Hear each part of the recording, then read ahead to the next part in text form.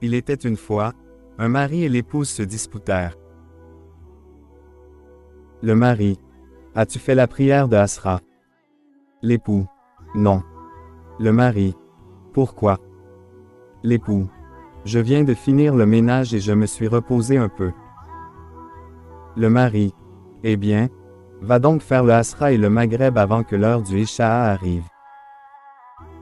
Le lendemain, le mari quitte la maison pour un voyage d'affaires, mais plusieurs heures après son arrivée, il n'a donné aucune nouvelle à sa femme alors que d'habitude il appelle toujours ou envoie un message pour rassurer sa femme.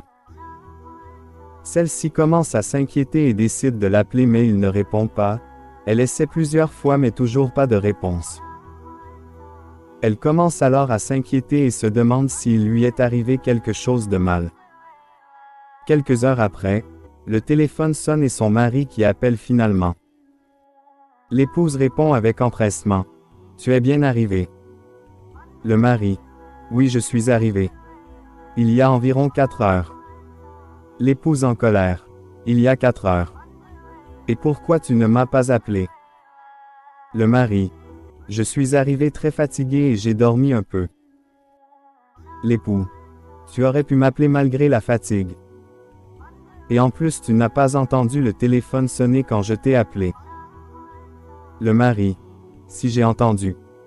L'époux: Et pourquoi tu n'as pas répondu? Tu ne soucies pas de moi alors? Le mari: Si, mais hier toi aussi tu ne t'es pas soucié quand tu as entendu l'adhan, l'appel de Dieu. L'épouse, en larmes et un silence qui n'a pas duré longtemps: Oui, tu as raison. Je suis désolé. Le mari: Ce n'est pas à moi que tu dois t'excuser mais à Dieu, tout en essayant de ne pas revenir à ce péché. Tout ce que je demande à Dieu c'est de nous assembler au paradis pour commencer une vie éternelle. Et depuis ce jour, elle n'a jamais retardé une obligation.